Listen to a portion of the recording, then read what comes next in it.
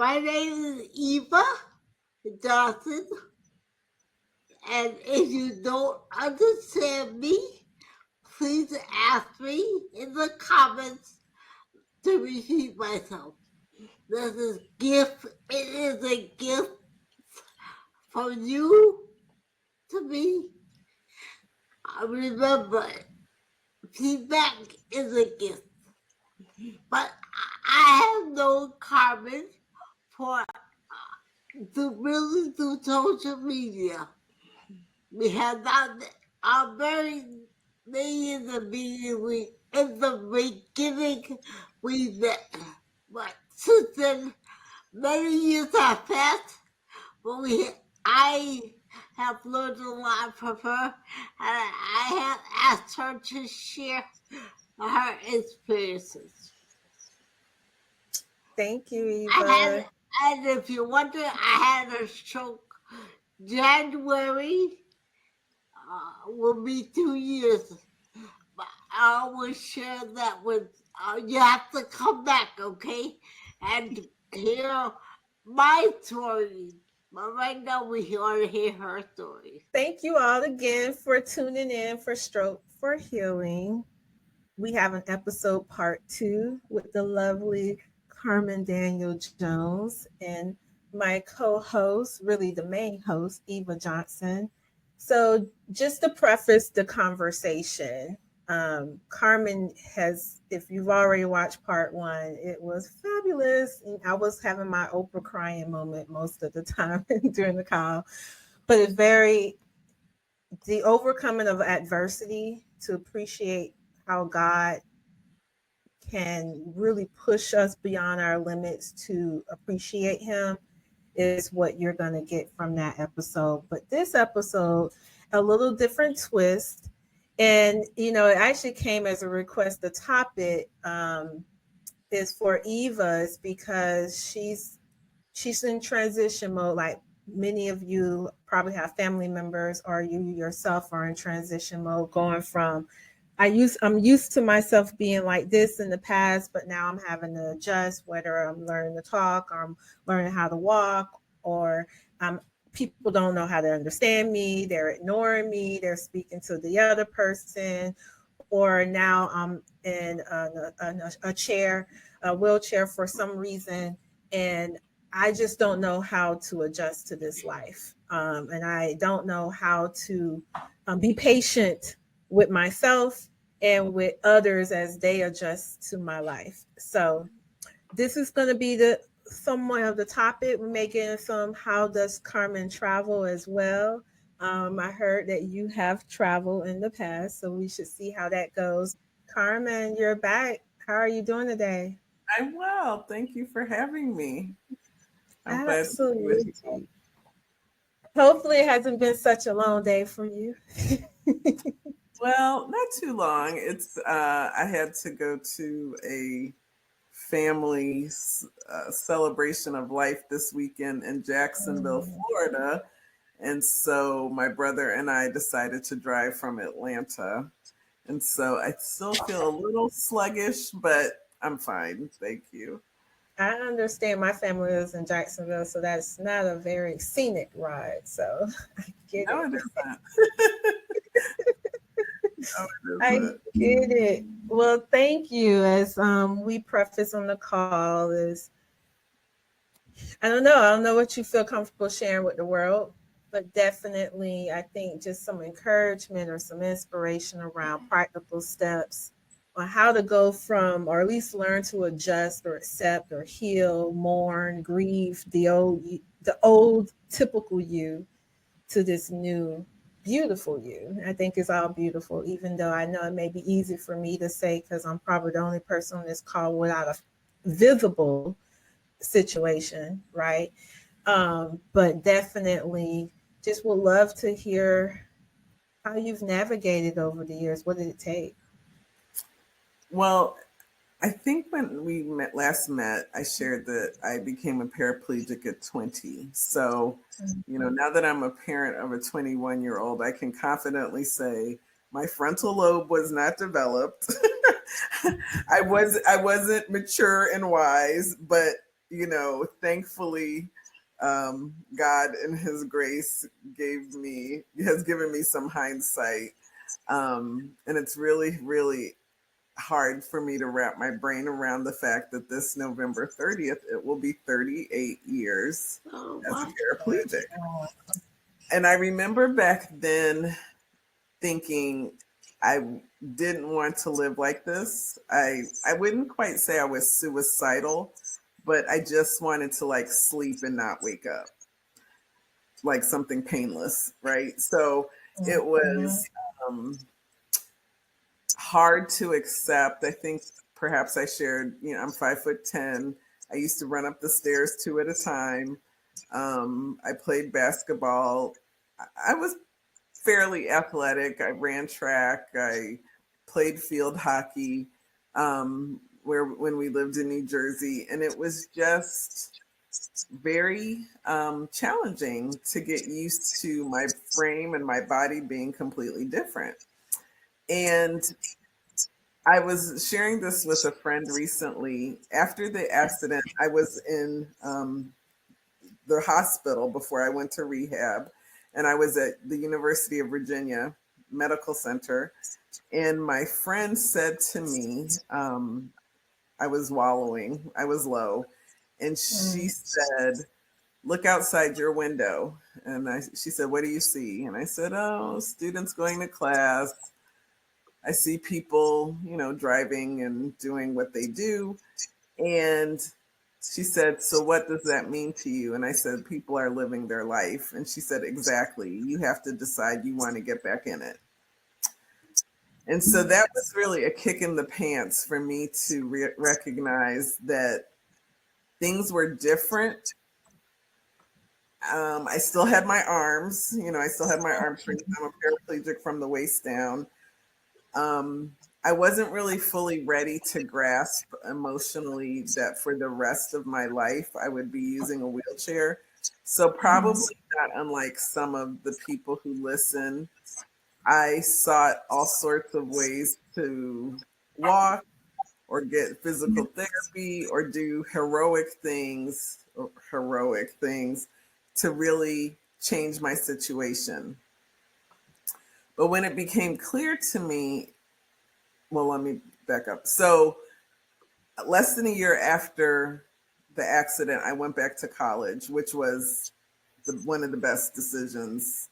It's in the top 3 best decisions of my life. I went back to college, which helped me to recalibrate and see what it meant to live like this. Because up to that point, I just envisioned living with my parents, collecting Social Security. I'm not knocking that, but I just didn't see how it would all fit together. And my like it was over, right? Like it over. was just this is it. And I was going to be watching soap operas for the rest of my life. And every negative vision you've had of a person with a physical disability, that's what I had. And so my parents, unbeknownst to me at that time, were not scheming, but they were working behind my back to have me re-enter Hampton. And they were talking to some of my friends who they expressed, "Please encourage Carmen to come back." So their plan worked.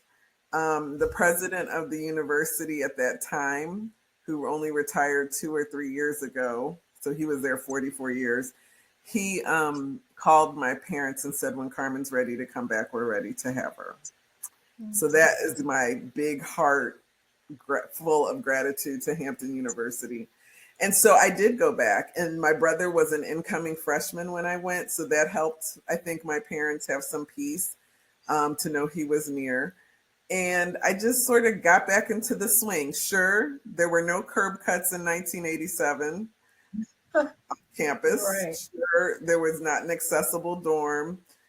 My building, School of Business, did not have an elevator, but the university figured it out. They had me in a single room. I got a dorm. They worked with rehab engineers in the state to build curb cuts. Really, it was funny. They ultimately built them everywhere, but it really was from my dorm to the School of Business. There was a sidewalks for me. And then all the classes in the School of Business that were upstairs were just moved to being downstairs so they could accommodate me. And it didn't seem like a big deal. And that's how I got back to school, got back active in my sorority. I finally, after like probably the first semester back, I got the family station wagon. I was given that. And so I started, looking back, I don't know how my parents had enough courage to let me do all this, but they did. I got the family station wagon and I was driving. So it was just little small steps to give me a taste of normal life. And when I Yeah. instances where I could see that I could still do things, but just do them differently, it made me less intimidated. It made me want to do more because sitting at home, watching life go by and hearing all the updates from my friends just did not appeal to me. So I guess from a faith perspective, I can definitely say that God uses everything when you submit it to Him. Of course, I'm not making this some pat answer, some, little with a neat little bow. This was not a Right. neat process. I wrestled with God. I went to a number of churches for their healing schools and all the things that could have really messed up my theology and had me walk away from my relationship with God when things didn't happen the way I thought they would. Now here was the difference though. When I moved to Washington D.C., the D.C. area in 1991, 1990 or 91, Mm-hmm. I went to a church, this little church that was very heavy on discipleship. And up until that point, I was doing more box checking with my relationship with God. I was praying, I was reading the Bible, but I'd never been discipled. And looking Mm-hmm. back, that was a pivotal moment because I learned how to handle the scriptures myself. And Mm-hmm. the breakthrough moment, which was like the big aha for me, was in Psalm 139 that says, "All of my days have been written before any of them came to be." So I hold that up. And then when I read Mm-hmm. Job, that the devil went to God to tell him, ask permission to bring this calamity on Job. When I looked at those two together, I had to deduce, trusting the wisdom and the word, if what I was experiencing was something that God knew about and it was written before any of them came to be, God was not in heaven wringing hands saying, "I wonder how this is going to turn out." And when I had that realization looking at those two scriptures, I had to just kind of throw up my hands and say, "Okay, Lord, if this is the life that is for me, then I'm asking." I probably was more demanding in my youth. Being honest about it, right? Said, "Well, I need you to make this an amazing life. I need you to allow me to experience the fullness of life, the joy of life, the provision of all the equipment that I need, all of it, God. I'm just giving it all to you." Now, I said that, but it still was hard. I mean, it was still hard. It's been a process. It probably, if I'm honest, it probably took from my injury in 1986 to probably 1995, 96 ish. So probably For 9, 10 years. a good 10 years to settle in my spirit, not to wrestle, not to expend a lot of money and energy seeking healing treatments and seeing doctors and flying all over the place. It took a good 10 years. And once I got there, though, I was really good. And I recognized this is not a mystery to God. It's a mystery to me. Right. I won't know until I get to heaven exactly why all this happened in the fullness of it. But along my journey, especially the very hardest parts, I've had to just surrender them. And what it's done is it's built my faith in that if the Lord could see me through the accident, then when my son was born with significant disabilities and spent the first year of his life in and out of the NICU and the PICU, that it gave me enough spiritual muscle to make it through that.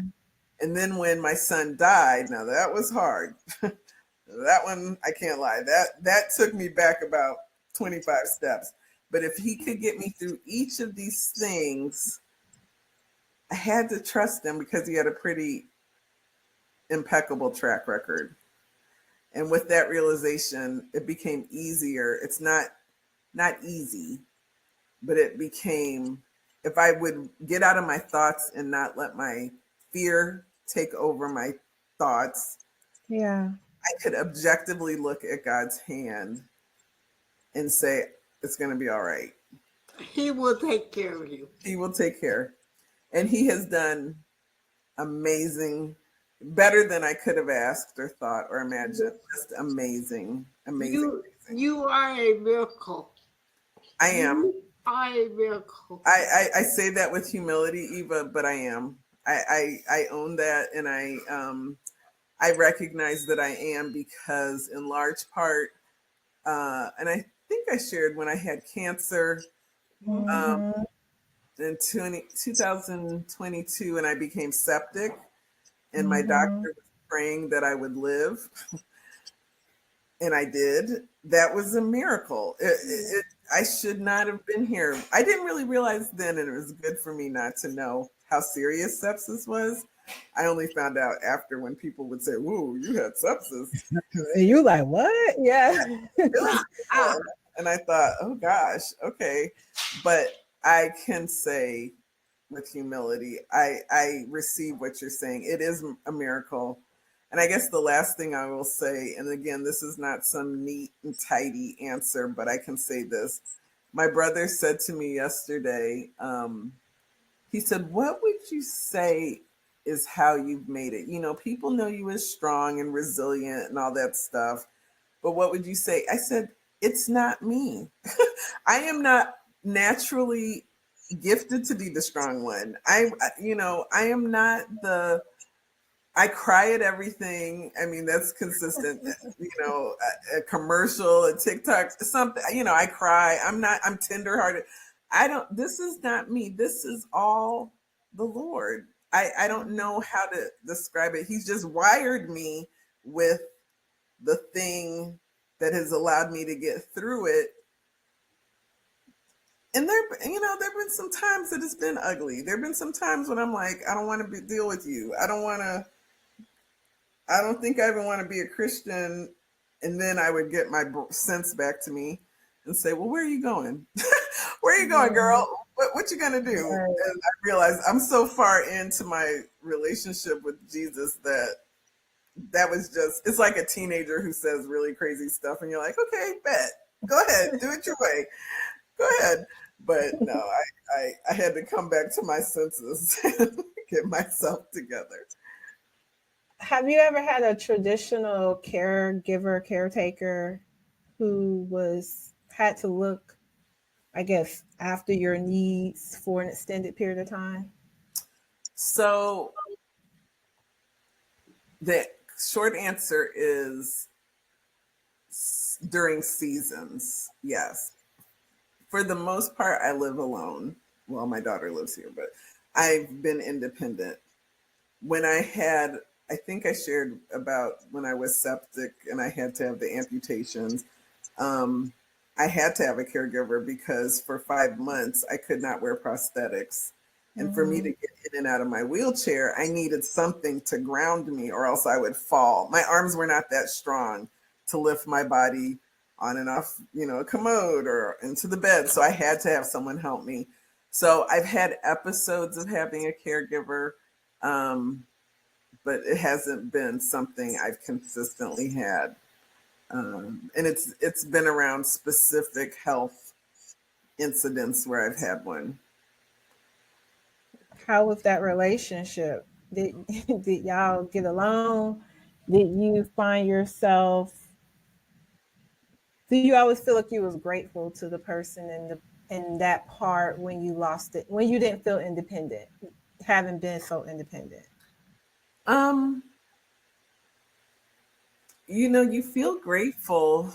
Um, my mom gave me some advice, which she doesn't remember now. She's 83, so it slipped her mind. But when I first went back to college, she found someone, the dean of women, put my mother in touch with an older woman who worked in the facilities area, and she had just retired, and she said she can help your daughter with cleaning her room and doing her laundry and all that. Because if you think about it, back in 1987 there were no front loading washing machines, so I'd have to like dig in and hope I could pull the stuff out. So those little things did not allow me to be independent.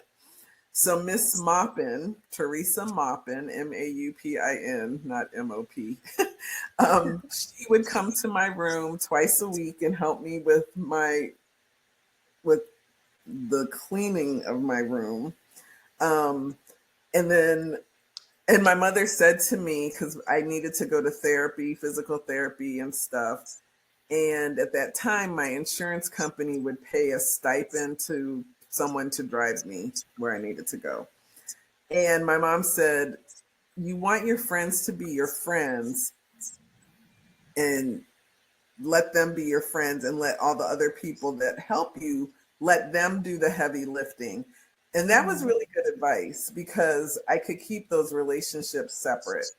Oh, So having someone else help me with that allowed me to be a peer and not the person receiving care from a friend. Wow. And so that's kind of stuck with me. And I know that can be expensive, so I'm not making light of that. Um, but if there's a way to find out if there's something, different, well, I don't know what's going to happen, and as the world is changing due to the We election. understand. But with Medicaid, Medicare, and any public benefits, there are provisions for personal care attendants. Mm-hmm. Some health plans have funds available. When my son was alive, the school system would pay for his caregiver to accompany him to school. Like she would come at 7 in the morning and get him ready, and then come home with him after school and help him with things that needed help. So there is provision for it. You just have to understand how to navigate the maze. yeah. Really quick, Yeah. because I know Eva got a question for you. But in that, what about with your, when you were married? Did you still have someone else assist, or do you feel during that part of your life you were independent? I was about 90, I'd say 90 to 95% independent. And I Okay. didn't rely upon my ex-husband a lot. But if I did, it was for things like, can you reach this at the top of the cabinet? Or if I fell out of my wheelchair for whatever reason, he would help me back in. But it almost got to the point where it was sort of like the person was in the way. So I didn't really need someone extra. When my son became stronger and more independent, we were um, we wanted to have a more normal environment. So we didn't have nurses in our house 24 hours a day like we did when he was really medically fragile. And so, but it was helpful because having the nurse come, because it allowed both of us to work.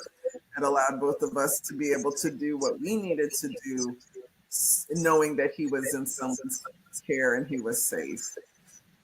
So it's a double-edged sword, right? So to the extent that you can, and I'll end it with this: to the extent that you can, you have to have someone help you navigate the benefit system. So that's the first thing.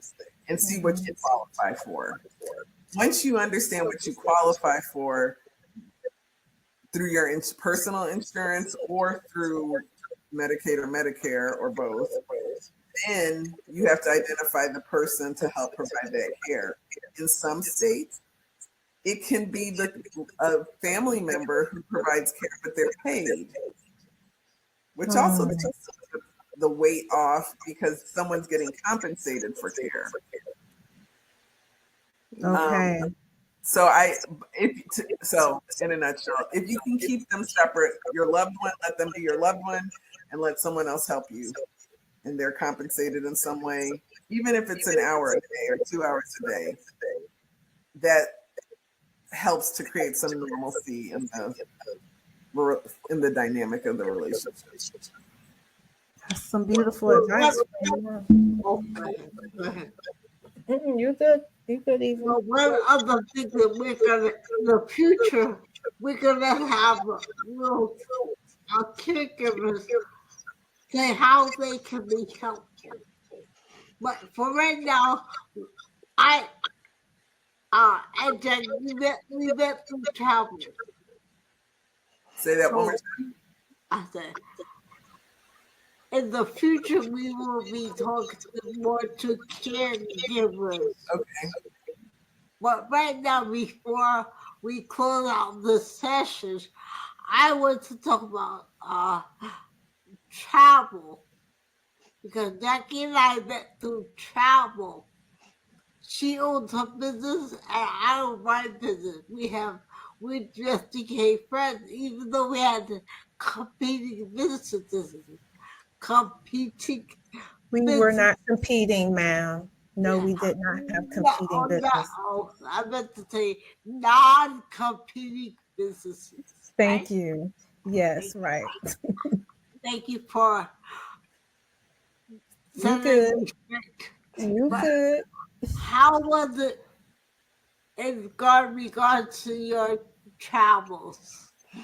I remember a time you were traveling and you were not so happy because of what happened. And I still remember that story, but I don't want to see the negatives. What are some of the things that you would share about traveling? Because you need your chair. You're chair dependent, right, Carmen? I am.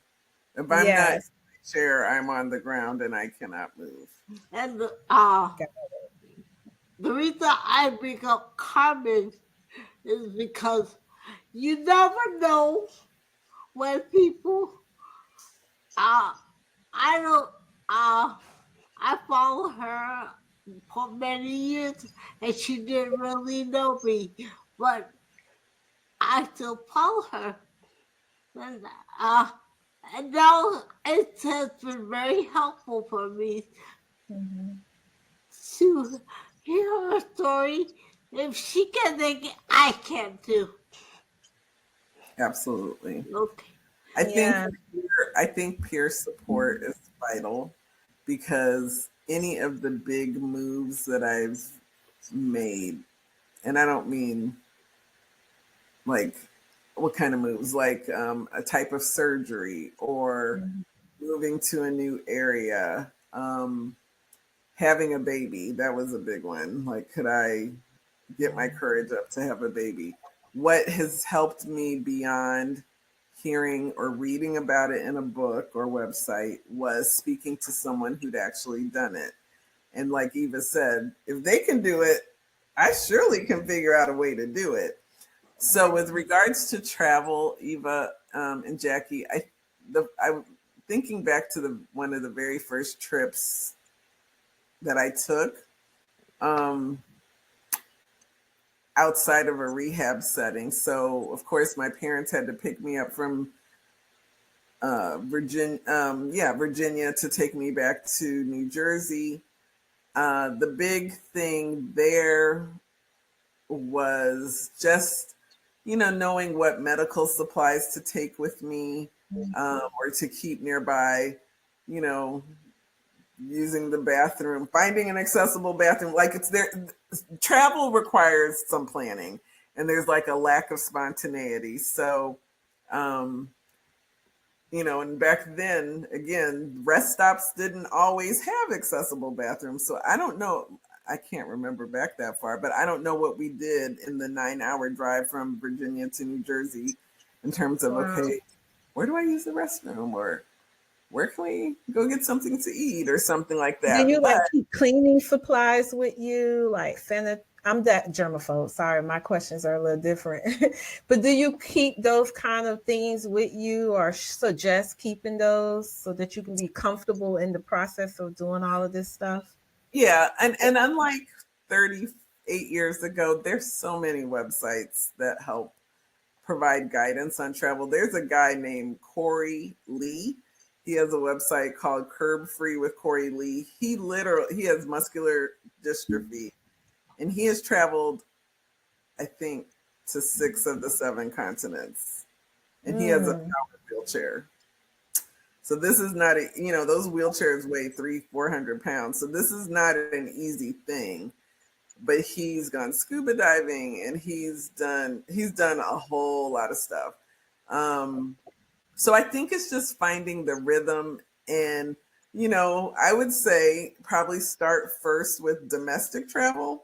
How do you do flying in domestically or driving, and then, like I said, there's so many websites and so many resources that can help you find what you need. There is a website portal called Wheel the World, and they provide, it's like a like a Expedia, where you can find hotel rooms that are accessible in different parts of the world. So like I said, there's so many more resources available.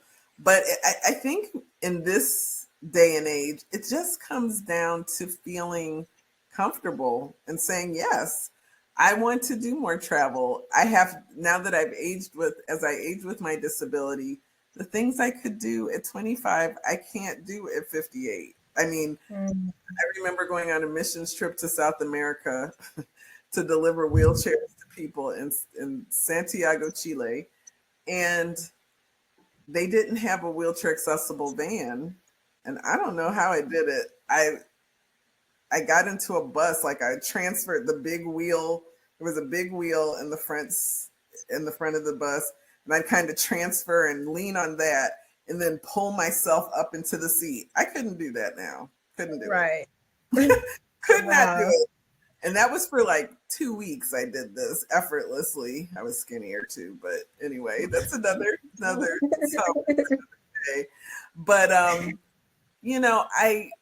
I think you just find what works. Start small. I've often been asked through the years from parents who have disabled children, and they want to go to Disney World, or they want to do something outside of their normal area, to travel and experience that. And it just starts first with saying yes, and then finding what will work for your family or your situation. Yeah. The very first trip I took by myself was across country to Los Angeles. It was a sorority convention from New Jersey to LA. This was probably 87. No, it was 88, the summer of 88 or 89. And it was scary. I mean, I'm flying across the country by myself. There were people on the other side waiting for me, but what do I take? What do I need? What do I need on me? Can I pack? My mother, bless her heart, sent some supplies ahead to my uncle's house. But you got to think in terms of what will I need. So to your point, Jackie, you asked, do you take cleaning supplies and stuff? You can. I mean, whatever will give you peace of mind.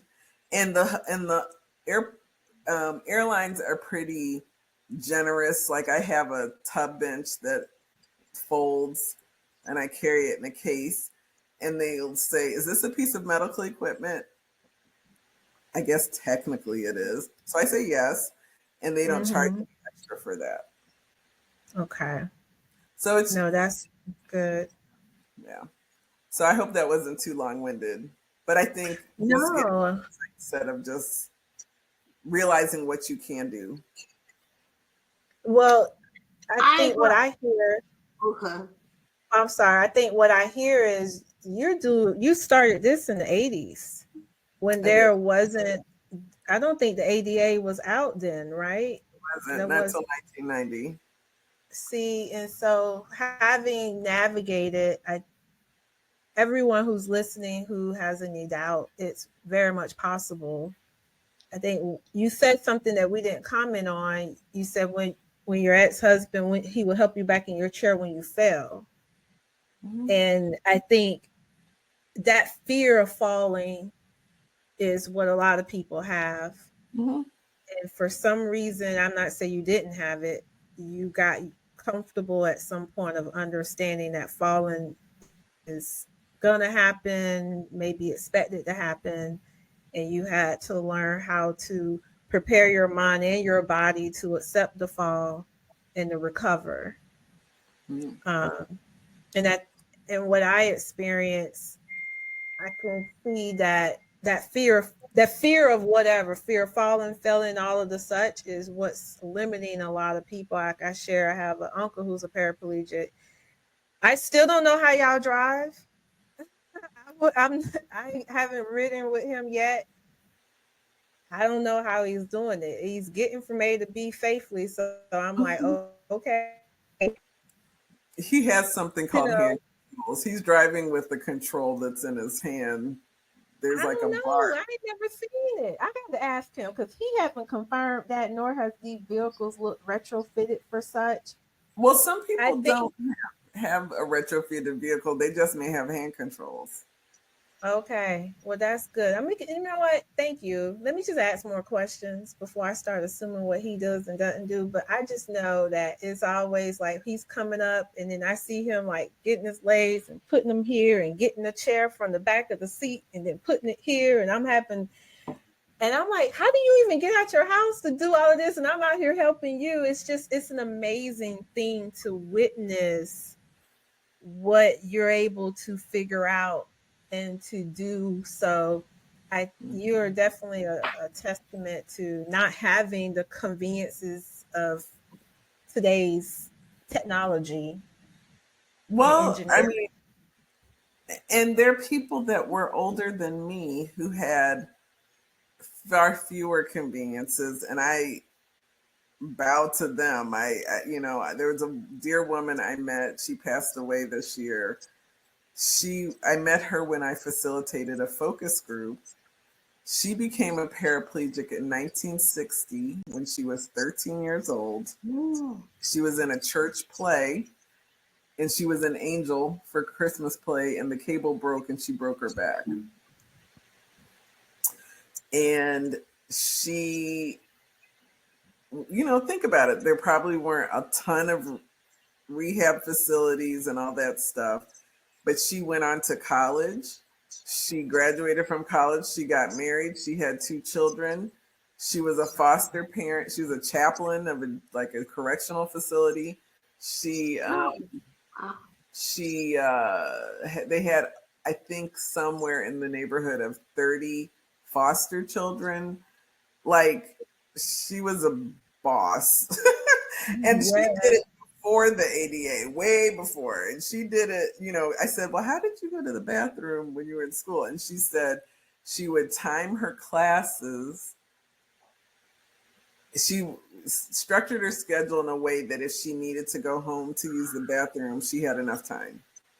So she would Wow. drive 20 miles or 20 minutes, I can't remember, to go use the restroom if she had to go, and then drive back to school. So That's That is it's just figuring it out.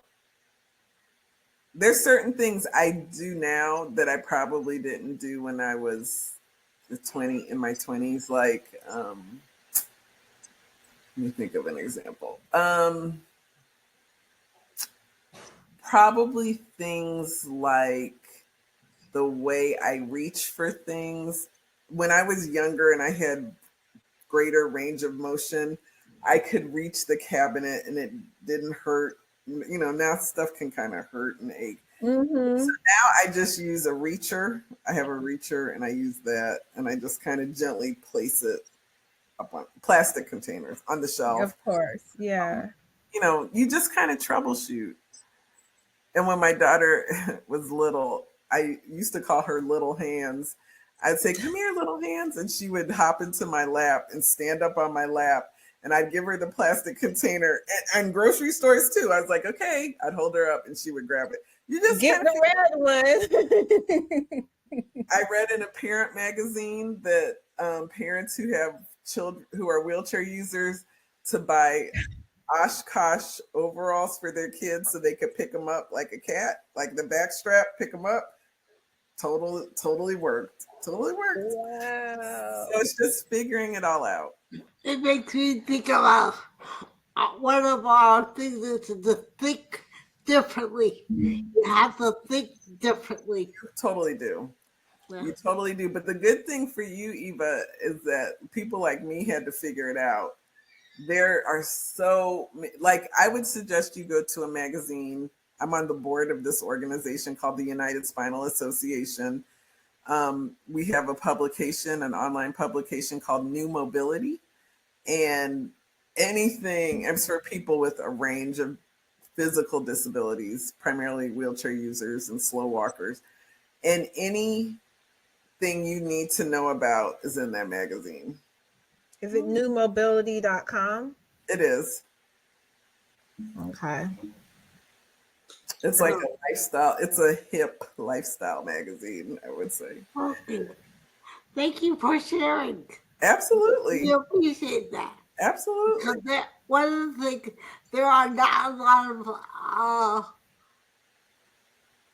you know them because you have lived it.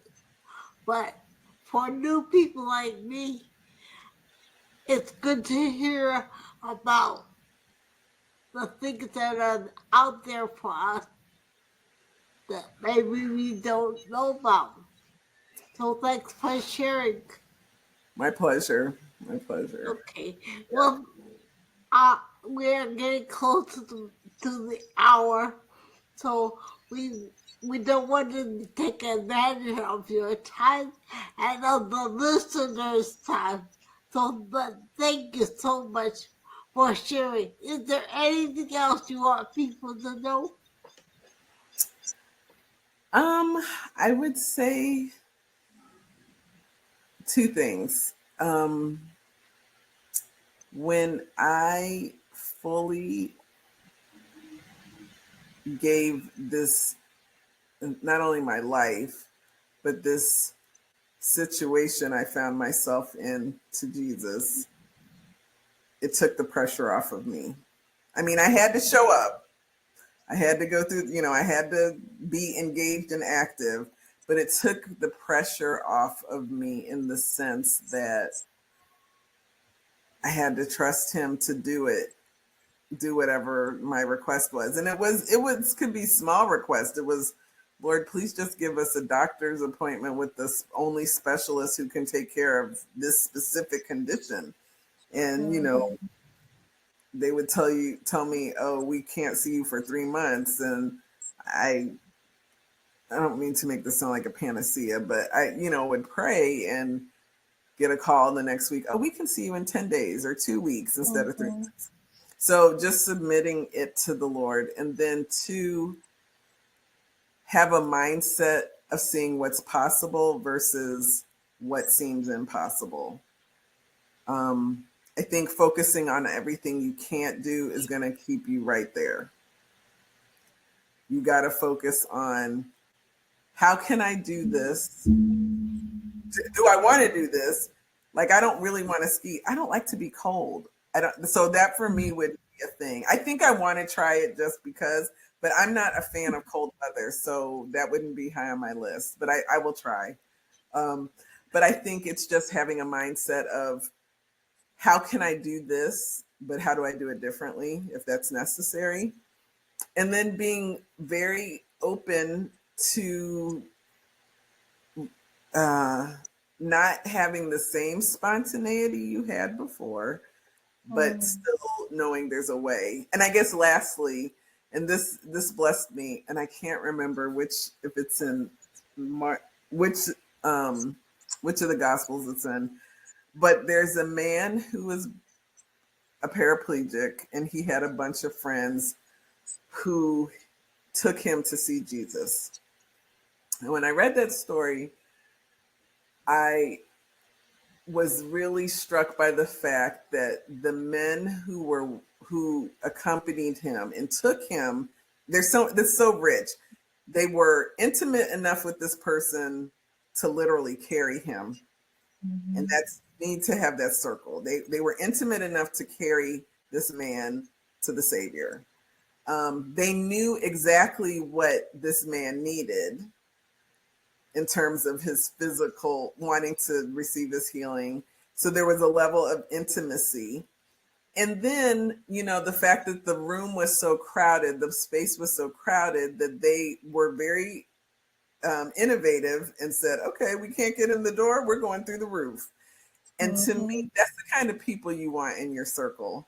The people who will figuratively take you through the roof to help you get where you got to go. Amen. Very, very fortunate to have roof friends who, when it'll make me get emotional. One of the very first vacations my daughter and I took after I was divorced, one of my bestest friends, she asked us to go with them to the Bahamas for her son's wedding. And so I thought, oh gosh. And I started thinking, well, I'll tell you two stories real quick. I know we got Oh no, we got time. Go. So this friend, we went to the Bahamas. We found the accessible room. We stayed at the Atlantis, and it's a very big facility, big campus, right? So she stayed in the on the east side. We were in the lesser side. She moved on to the really nice units. We stayed in good ones that were like moderately priced. It was accessible. It worked. And I remember I went to the pool, and I got into the chair, the beach chair, and it was so low I couldn't get up. Like I was like, I don't have enough strength to get up. And her husband came and just lifted me up back into my chair. I said, Adrian, can you help me? And he did, and that blessed me. So that, that's the kind of people you want in your life. And then the second thing, same friend, when she turned 40, she took a group of her best friends on a trip. She would not tell us where we were going. She told us what to wear. She told us how to pack, all this stuff. We had to be at the airport at like 5 a.m. And we flew through Atlanta to Jamaica. And I kept telling her, because she was sending us little hints. She celebrates great. I need to be more like her. And she said, she told me just enough. And I said, listen, Christy, can you tell me a little bit more than the other girls? Because I don't want my needs to mess up what you got going. I don't, there may be something I know to ask that you don't know. And she said, I got you. And I said, oh, okay. Y'all, we get to Jamaica. I don't remember not Negril. We got there. Not only did we get there, there was a van with a lift. I started crying as soon as she took us out. Saw the lift. And I had the accessible transportation, but it gets better. We get to this house that's accessible. I think the house is Sweet Spot on the Sea or something. Okay. And the butler, there was someone on the staff, there were like, there would be a courtyard to step down. He built little ramps for all the places where it wasn't smooth. And then I went into the bathroom and it was completely accessible. And I just broke down. And I just said, I mean, I'm speechless now thinking about it. But when she said she had me, she's known, just like the man lowered into the roof. She had been around me enough and was intimate enough with me to know what I needed, and made provision for it. And so those are the kind of people you need to have around you that don't take your burden. And it's hard. It's hard. I still get like, oh, I don't want to ask for help.